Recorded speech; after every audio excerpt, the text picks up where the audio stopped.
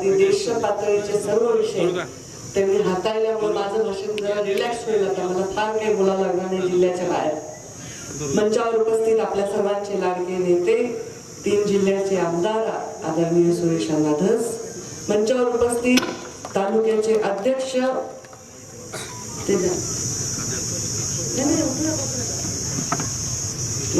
तालुक्याचे अध्यक्ष, त्यांचेही वक्तृत्व इतकं चांगलं आहे की आता त्यांना जास्तीत जास्त सभांमध्ये भाषण करायला मला पाठवावं लागेल. ॲडव्होकेट साहेबरावजी मस्के, मंचावर उपस्थित उपजिल्हा प्रमुख शिवसेनेचे जालेंदरजी वांद्रे, आमचे अनेक वर्ष सातत्याने आमच्या प्रत्येक कार्यक्रमात, कामात, प्रचारात नेहमी योगदान देत असलेले वाल्मिक तात्या निकाळजे, या आष्टी नगरीचे नगर अध्यक्ष सिया बेग, मंचावर उपस्थित अरुण निकाळजे, आजीनाथ सालर, संजय बिहर, सविताताई गोंधार, रंगनाथ धोंडे, यशवंत खंडागळे, बद्रीनाथ जगताप, कल्याणराव पोकळे, रमेशजी ढगे, सादी कुरेशी, संजय ढोबळे, दत्तोबा वाडेकर, आमच्या समोर बसले ज्यांनी ठरवले की आम्ही मंचावर नाही बसणार असे आमचे विजय गोलार, महेंद्र गर्जे, मंचावर उपस्थित अनुरोध सानप, शैलजा गर्जे, उपस्थित सर्व मान्यवर. माझ्यावर लाईट मारावं लागते, इतकं उन्हात फिरले ना मी.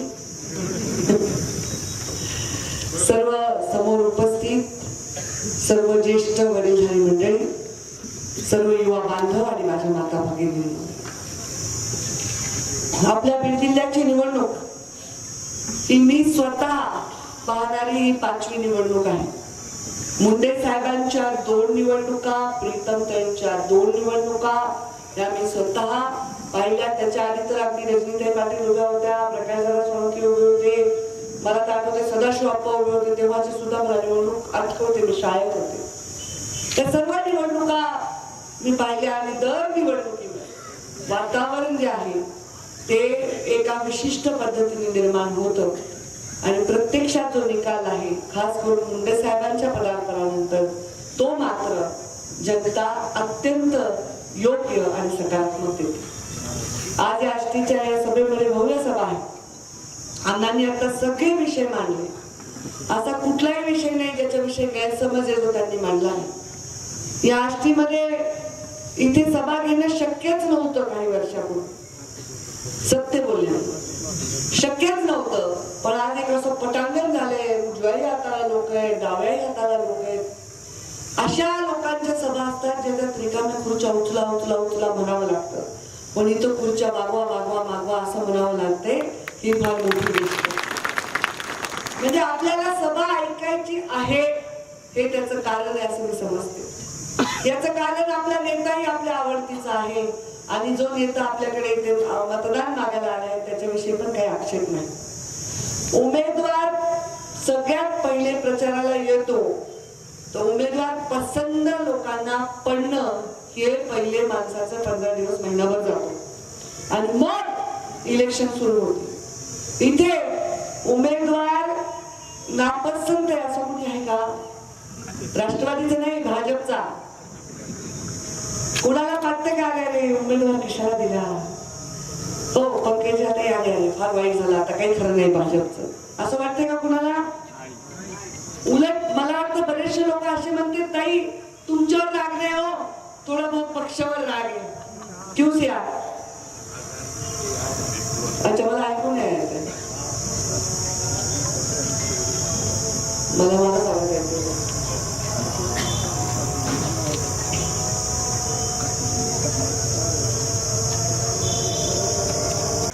तो पसंत आहे, म्हणजे लोकांची काही तक्रार नाही. असे कुणाची तक्रार तर सांगा, बदलून टाकू आपण उमेदवार. आहे का कुणाची तक्रार? नाही. मी कोणत्याही पक्षाच्या घरी गेले, मी कोणत्याही जातीच्या धर्माच्या लोकांमध्ये गेले तर प्रत्येक जण मला म्हणतो, ताई तुमचं स्वागत आहे आणि तुम्हाला भविष्यासाठी अभिनंदन. कोणीच आतापर्यंत गेल्या 25 दिवसात मी प्रचारात फिरते मला किरकिर केलेली नाही. नाही मी पण बघितलंय 2004 मध्ये मी प्रचाराला मुंडे साहेबांच्या निघाले, जिल्हा परिषदचा प्रचार केला, लोकसभा विधानसभा सगळे प्रचार केले. गेल्या बरोबर लोक सुरू करतात, आहे का आमच्याकडे हे रस्ता आहे का, नाले आहे का, घरकुल आहे का. पण यावेळी मला आश्चर्य वाटतंय की कोणीही तक्रार करत नाही. उलट मी गेल्यानंतर लोक सांगतात, ताई हे बघा हा रस्ता तुम्ही दिलेला आहे, आमच्या गावाकडे जो येतोय तो मुख्यमंत्री ग्राम सडक रस्ता तुम्ही दिलाय, त्या रस्त्याला जोडणारा नॅशनल हायवे तुम्ही दिलाय ताई, त्या रस्ता जिथे येतोय ग्रामपंचायत कार्यालय तुम्ही दिलंय, ते प्राथमिक रुग्णालय तुम्ही दिलंय, तो रस्ता सुरेश दसांनी सीआरएस मधनं करून घेतलाय, त्या रस्त्यासाठी खासदार ताईंनी फंड दिलेला आहे, ते सभागृह 25-15 मधनं झाले, ते सभागृह पर्यटन मधनं झाले. फक्त आणि फक्त लोक कामं सांगतात. आज मी मच्छिंद्रनाथ गडावर गेले, अनेक वर्षांनी तिथे गेले, छोटस असं मंदिर होतं, तेव्हा मी गेले होतो. आज एवढं भव्य काम तिथे सुरू झालं आणि मला दसांना म्हणाले की ताई आता तुम्ही या गडावर सुद्धा लक्ष द्या आणि या गडाच्या विकासासाठी निधी द्या. मी त्यांना म्हणलं मी जिथल्या जिथल्या गडावर जाते ना त्या गडाचा विकास नक्की होतो एवढं मला माहिती आहे आणि नक्की म्हणजे मी त्या गडावर जाते म्हणून त्याचा विकास होतो नाही, पण योगायोगाने माझी नजर पडते की इथं विकासाचे हे कामं करायचे. तसं तुम्ही काही फार ठेवलं नाही आम्हाला करायला, पण तरी आम्ही तिथे विकासासाठी प्रयत्न करतच राहू. आज मी पूर्ण सकाळी जातनांदूर पासून देवळाली, मच्छिंद्रनाथ गड, तिकडनं कडा अशी आली, हा उंदरखेड वगैरे अशी आली. मध्येच मी नगर जिल्ह्यात गेले, तिथे रस्ते मुख्यमंत्री ग्राम सडक योजनेचेच होते, तिथेही रस्त्याचे काम केले. म्हणजे तुमच्या लेखीने पालकमंत्री म्हणून इथे काम करत असताना, मंत्री म्हणून राज्यात काम करत असताना खूप नाव कमावलं.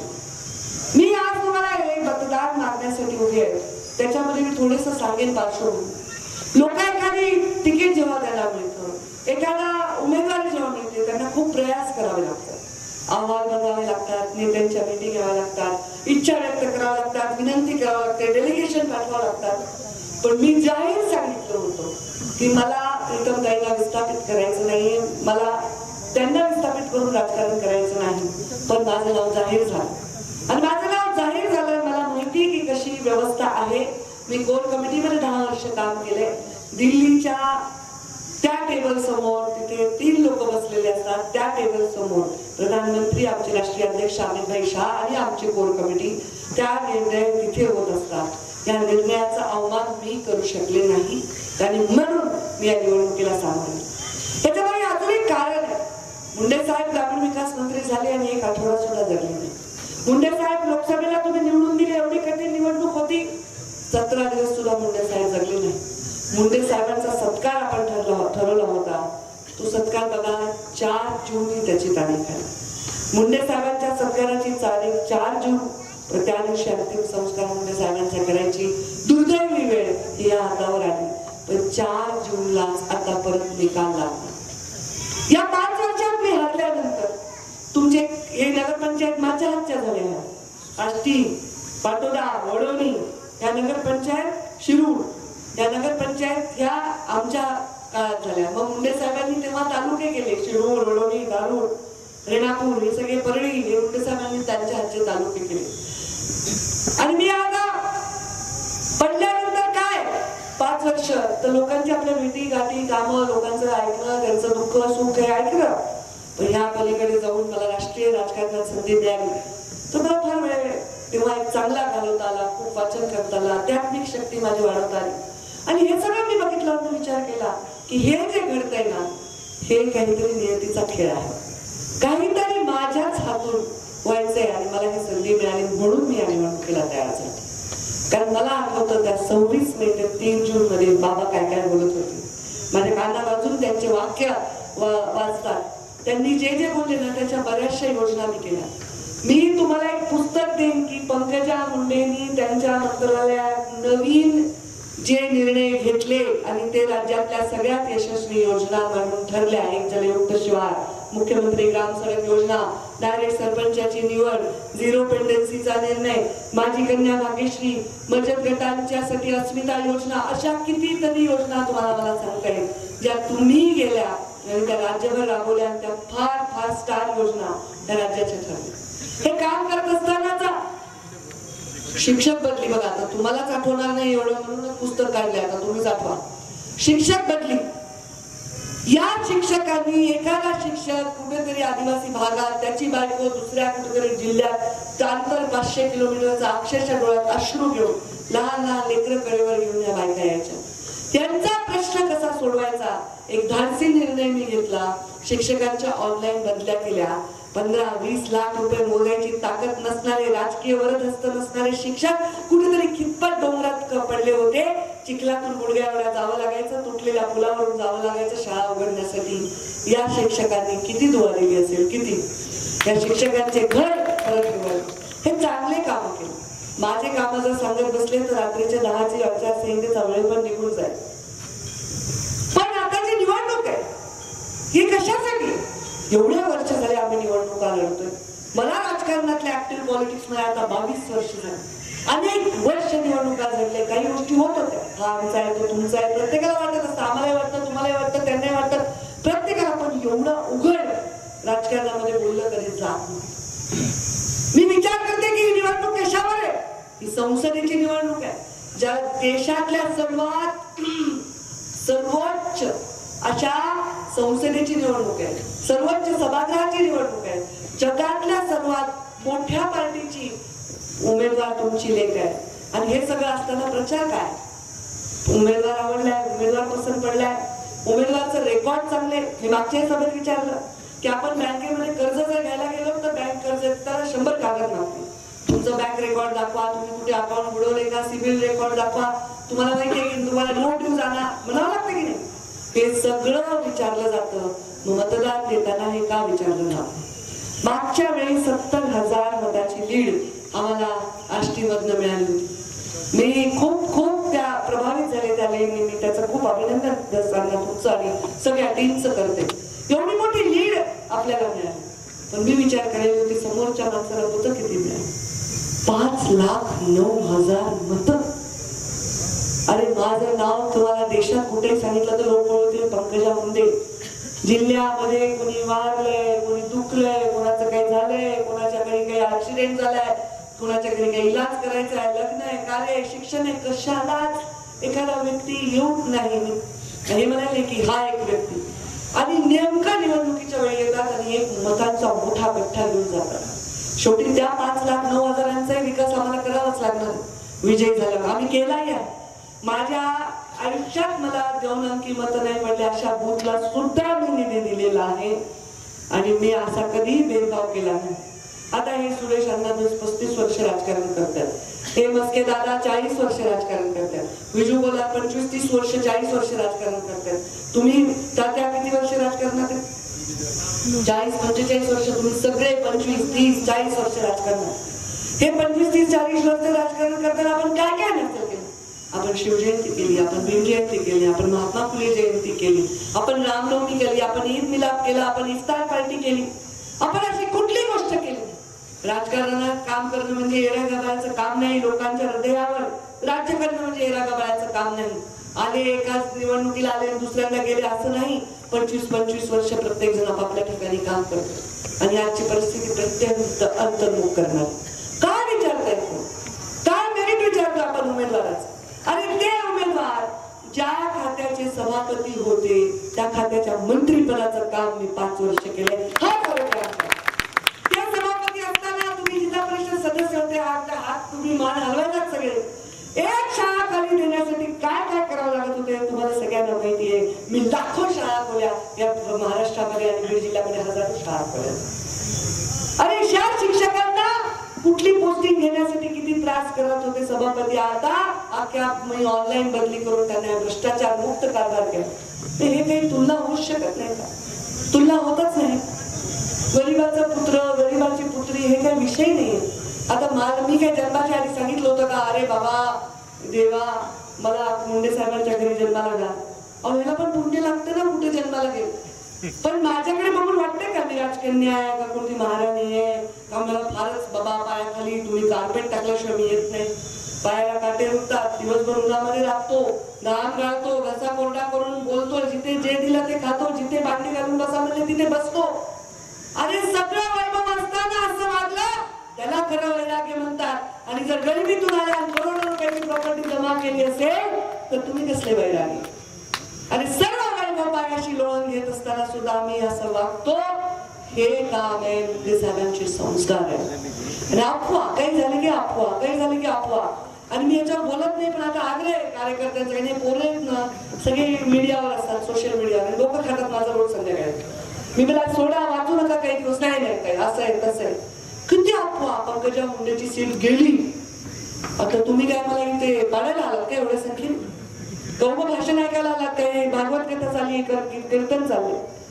ठीक आहे, काही लोक दसंतांवरच प्रेम करत असतील, पण काही लोक ऐकायला तर त्यांनी दुसऱ्या कोणाला घेऊन येताल का तुम्ही? असे तुम्ही मला इथे पाडायला आलात एवढ्या संख्येने, जॅम झाल्या रस्ता इथपर्यंत.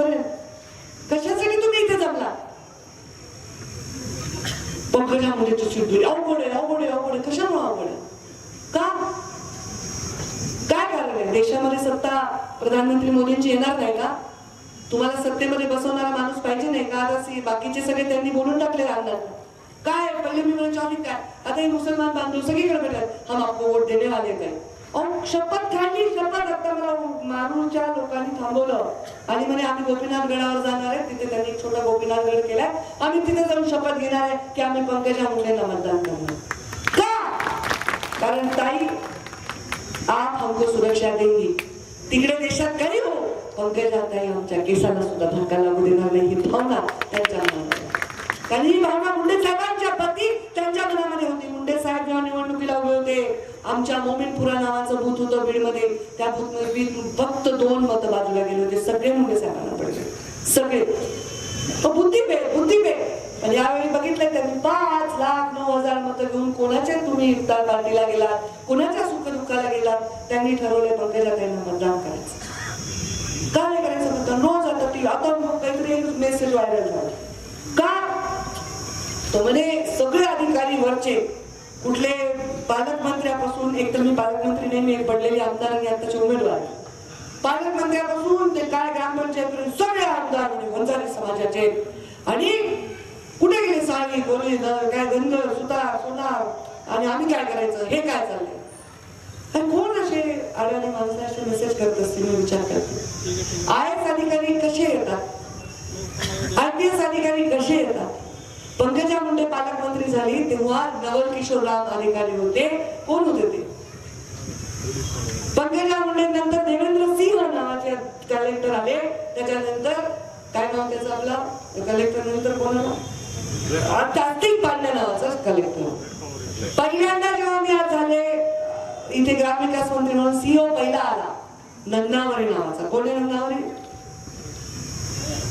माझा सिव्हिल सर्जन पवार नावाचे होते, त्याच्यानंतर थोरात नावाचे सिव्हिल सर्जन होते. कोण आहे ते? माझे SP रेड्डी समाजाचा रेड्डी नावाचा माणूस होता. त्याच्यानंतर माझ्याकडे एक SP आला, त्याचं नाव हर्ष पोद्दार होता, मारवाडी समाजाचा पोरगा. SP काय चांगलं काम केलं. मी अधिकारी जात बघून आणत नव्हते, मी अधिकारी CR बघून आणत होते. आणि अधिकाऱ्यांबरोबर बसून एका ताटात खाणाऱ्यापैकी आम्ही नाही. अधिकाऱ्यांना धाकच पाहिजे. तुमच्या मंत्र्यासमोर तुम्ही उभं राहायला पाहिजे, तुम्ही थरथर कापलं पाहिजे. तुम्ही जर चूक केलं तर तुम्हाला भीती वाटली पाहिजे. LCBचे अधिकारी, मला वाटतं ते दुसरा माझ्या हातात जी पोस्टिंग होती ते कोणतरी मी केलं होतं, त्यांचं नाव काय मला आठवत नाही. असं हे सगळे मी पुरावे सगळं दाखवू शकतो. येडगे नावाचा माझा CEO होता, नंतर दुसरा जाता अमोल येडगे. कोण होता सांगा? एक तरी याच्यामध्ये एखादा पोलीस अधिकारी, एखादा अधिकारी असेल, कोण आहे याच्यामध्ये? अरे मेरिट असतं, सगळीकडे जात नसते. पण जेव्हा मी काम केलं, जेव्हा ज्या बूथवर मला 2 मतं सुद्धा नव्हते त्या बूथवर सुद्धा काम केलं, तेव्हा त्या लोकांना बरं वाटलं, तेव्हा त्यांना आनंद वाटला, त्यांना खूप चांगलं वाटलं. काय पंकजा ताई विषय बोलायला येऊन जाऊन हेच विषय. मी सांगितलं लोकांना 2 गोष्टी मला बदलता येणार नाही. एक, मी स्त्री आहे, मी कसं बदलू शकते? मी स्त्री, मी मुलगी झाली, मुंडे साहेबांना मुलगी झाली, लक्ष्मी झाली, खूप पेढे जिलेबी वाटले असतील लोकांना. आता मी मुलगी आहे, मी काय करू? मुलगी कुठे माणूस होऊ शकते का ह्याच्यावर लढत बसले मी 20 वर्ष. मी जेव्हा माझ्या पित्याला आज्ञा दिला तेव्हा लोक मुलीने कुठे आज्ञा द्यायचा असतो का? किती चांगले म्हणले, वाईटही म्हणले, दोन्ही म्हणले. मी मुलगी आहे, मी स्त्री आहे, मी हे बदलू शकत. आणि मी एका मागासवर्गीय समाजात जन्मले, हे मी बदलू शकत नाही. पण माझे विचार मागासलेले नाही, माझे संस्कार मागासलेले नाही. आणि मला हा जिल्हा सुद्धा मागासलेला ठेवायचा नाही. तुम्हाला इच्छा जरी असेल यावेळी आपलं आपलं बघू, मी तुम्हाला विनंती करते हे पाप करू नका प्लीज. का? कारण ही संधी परत येणार नाही. प्रधानमंत्री नरेंद्र मोदीच होणार आहे आणि मी जर म्हणलं मोदीजी तर ते वळून बघणार, बोलो पंकजा काय आहे. असं संधी येणार आहे का या जिल्ह्यात परत? येणार आहे का? नाही आवडत असेल तुम्हाला पंकजा मुंडे तर भाजपकडे बघून मत द्या. भाजप आवडत नाही तर पंकजा मुंडेकडे बघून मत द्या. तुमच्याकडे दोन्ही ऑप्शन आहेत ना, आहेत की नहीं? क्या करेंगे मियाँ? मैं मालूम है ना, मुझे पहचानती हूँ ना. रात को 1 बजे कार्यगांव में मेरे ऊपर फूल बरसा रहे. मेरी सारी बहनें बुर्का पहन के, हिजाब पहन के मुझे मेरे ऊपर फूल बरसा रहे थे. और ऐसा मैंने उनसे भी अच्छा हिंदी में भाषण किया. क्यों नहीं देंगे मत? इच्छा है लोकांची मला मत द्यायची. 10-5 पोरं, 10-5 विषय, 10-5 सोशल मीडिया ही निवडणूक ठरवणार नाही हो. तुमचं भविष्य अंधकारात लोटण्याचा अधिकार कुणालाच नाही. ही मोठी संधी मिळणार आहे मला. आता कोणी म्हणेल ताई मंत्री होणार वगैरे, मी म्हणत नाही रे बाबा मीडियावालो. कुणाला होतात ताईला स्वप्न बिप्न, मला काही स्वप्न पडत नाही. मी एवढ्याच थाटात राहिले, आमदारही नव्हते 5 वर्ष, काही मला फरक पडला. आज सगळ्या राज्यातून फोन येईल ताई सभेला या, ताई सभेला आहे. मी कोण आहे? मी एवढी पात्रच नाही आहे की मी सगळ्यांच्या सभा घ्याव्या. मी आपली बिचारी स्वतःची निवडणूक लढायली. माझ्या वडिलांनी मला वारसामध्ये स्वाभिमान दिलाय आणि हा पाठीचा कन्या जो त्यांचाच आहे. मला बसल्यावर बघा मी केवढी उंच दिसते. मला वागताच येत नाही ना, पाठीचा कन्याच टाईट आहे. गरीब फटका माणूस असेल ना, 10 वेळा मी आज राऊत म्हणून आहेत कार्यकर्ते त्यांच्या घरी गेले, त्यांच्या याच्या मी 6 वेळा पाया पडले. 6 वेळा ते मला सारखे सांगा, माय तू निवडून येशील ग, पांडुरंगाला नमस बोल, माय तू मी वामन भाऊची बघते, माय तू निवडून येशील ग, असं पांडुरंगाला सांग, तूच बघ तूच बघ. ते मी 10-6 वेळा पाया पडले. कोणत्याही माझ्यापेक्षा वयाने मोठ्या माणसाच्या पाया मी पडेल. कोणत्याही माझ्यापेक्षा कर्तृत्वान माणसाच्या मी पाया पडेल. कोणत्याही फाटक्या गरीब माणसाच्या मी पाया पडेल. पण मी लाचार होणार नाही आणि मी कुणाच्या दावणीलाही लागलेली नाही. माझ्या पक्षाचे ते संस्कारच आहे, तिथे स्वतंत्रता आहे. मी कशी वागले 10 वर्षात उभे चापलुसी करत बसण्याचं काम आणि वेळ मला नाही. मी चापलुसी करायची असेल तर मी तुमची करेन, मला काय करायचंय? मला एकच कळतं की माझ्या जिल्ह्याला विकासाचा परत संधी आहे. आता तुम्ही परळीच्या लोकांना जाऊन गुपचूप विचारा बरं, कसं वाटलं त्यांना मागच्या वेळी गडबड झाली तर? कसं वाटलं तुम्हाला? बरं वाटलं? विमा नुसतेच रस्ते नाल्या खंड करोडो रुपये त्याच्यात तरी 4 कॉन्ट्रॅक्टर काम करते, पण न काही करता अकाउंट मध्ये पैसे कुणी दिले हो तुम्हाला? कुणी दिले? मी दिले, माझ्या रोलने दिले. पंकजा मुंडेने नाही दिले. पालकमंत्री पंकजा मुंडेने दिले. पंकजा मुंडेने नाही दिले. ग्रामीण विकास मंत्री पंकजा मुंडेने दिले. पंकजा मुंडेने नाही दिले. महिला बाल कल्याण मंत्री पंकजा मुंडेने दिले. नुसता पंकजा मुंडे काय देऊ शकते तुम्हाला भाषणाशिवाय? पण पंकजा मुंडे जर संविधानिक पदावर असेल तर तुम्हाला सर्व काही मिळू शकते. ही शक्ती पंकजा मुंडे मध्ये आहे. कारण मला दुसरं काहीच करायचं, मला एकच मुलगा आहे. मला त्याला काय करायचं? मला कमवायचंय. माझ्याकडे खूप खाण्यापुरतं आहे. मला काही एवढं प्रॉब्लेम नाहीये की मला कुठं तुमचे 10% द्याले, 5% द्याले, भानगडीत पडतच नाही ना. माझ्याकडे अशी टोळकळ कुणी तुमच्या खिशाला हात लावायला. माझ्याकडे फक्त तळमळ आहे काहीतरी करायचं. शाळेपासून माझा स्वभाव आहे, ज्याच्या जवळ बाकावर कुणी बसत नाही मी त्याची पण मैत्रीण असायची, त्या मुलीच्या पण जाऊन मी गळ्यात हात घालायचे. ही स्वभाव, हे लिडरशिप आहे. मुंडे साहेबांनी असंच म्हणले नाही भगवानगडावर की मला पंकजा दिसते. मला आधी खोटंच वाटलं, कुणीतरी असंच फेकायला. मी विचारलं त्या पत्रकारांना, खरंच ते म्हणले का? ते म्हणले हो होत आहे. खरंच म्हणले. दरवेळी म्हणायचे दिल्ली दिसते तर मुंबई दिसते, यावेळी म्हणले पंकजा ताई दिसते. कारण हे नाही की पंकजा ताईला काही गठोडं ठेवलं होतं. कारण हे की मला काहीतरी अर्धवट सोडायचं जे पंकजा तुला पूर्ण करायचं. आणि मुंडे साहेबांचा चेहरा बघितल्यावर कोणाला माया येत नाही. दोघंही आरक्षण मागणाऱ्याला माया येते, दोघं नाही येत का? येते ना. हिंदूला येते, मुसलमानाला येते, मराठाला येते, ओबीसीला येते, सगळ्यांना येते, मागासवर्गीयांना, सगळ्यांना मुंडे साहेबांना माया आहे. तशीच माया माझ्यावर करतात बरं का लोक. केवढं मोठं भाग्य आहे माझं. फक्त ही माया अशी करून उपयोग नाही. अशी अशी करून बघा, एकदा बघाच, बघते करंट लागते का. डालो कारेगाव इस बार पुरा चमत्कार करके दिखाओ. तुम्हाला सांगते या बीड एकच महिला उभी आहे मराठवाड्यात, मी ना, बरोबर आहे ना अण्णा, दुसरं कोण उभं आहे. आता मी राज्याचे विषय, तुम्ही देशाचे बोलले, मला जिल्ह्याचे तर बोलावं लागेल ना. आता माझी निवडणूक आहे ना, आम्ही तुमच्या निवडणुकीला मी पण आम्ही अमेरिकेच्या विषयी बोलेन, मला काय करायचं. आपली निवडणूक असते, टेन्शन असते. धाराशिव मध्ये आमच्या राणांच्या पत्नी उभ्या, आज सगळे म्हणाले सीट अवघड आहे. कारण काय, कारण काय, टेन्शन येते या लोकांना सगळ्यांना कशाच. आणि तुमचे 40 वर्ष गेले का पाण्यात, गेले का पाण्यात. तुम्ही आयुष्यभर कष्ट केले. सुरेश अण्णाच्या घरासमोर मी नाही बघितलं, सगळे लोक असतो, हे झालं ते झालं, ती अडचण आहे, सगळं पाण्यात गेलं का. आयुष्यभर कसा केलाय, पाण्यात गेला. काही मी म्हणू शकते ना, तर मी पण 22 वर्ष झाले काम करायला. आणि निवडणूक कशाची आहे. आरक्षणाचा शब्द कोणी दिला सांगा बरं. छत्रपती शिवरायांची शपथ घेऊन आरक्षणाचा शब्द कोणी दिला तुम्हाला. मुख्यमंत्री एकनाथ शिंदेने दिला, बरोबर आहे. कुठे निर्णय झाला, विधानसभेत. अध्यादेश कोण काढतं, विधानसभा काढतं.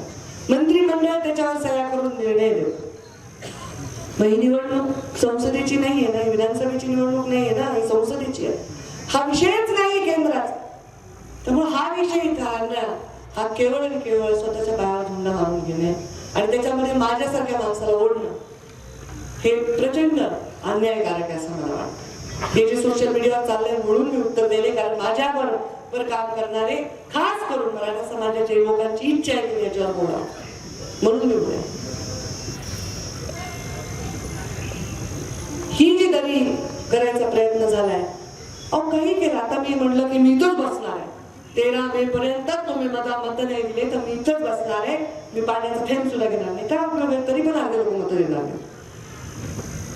पण जर कायद्याने गोष्ट करता येते ती कशानेच करता येत नाही. हे जे समोर बाबासाहेब आंबेडकरांचा फोटो आहे ना, हा कायदा इतका प्रभावी आहे. त्या कायद्यामुळे प्रत्येक सत्ता झुकत असते. एवढा मोठा कायदा आहे तो, आणि माणूस जिंकत असतो. ज्याच्या अंगात लाल रक्त आहे त्याचा निळ्या शाईने लिहिलेला हा इतिहास आहे. आणि त्यामुळे कायद्याने सगळं होणार.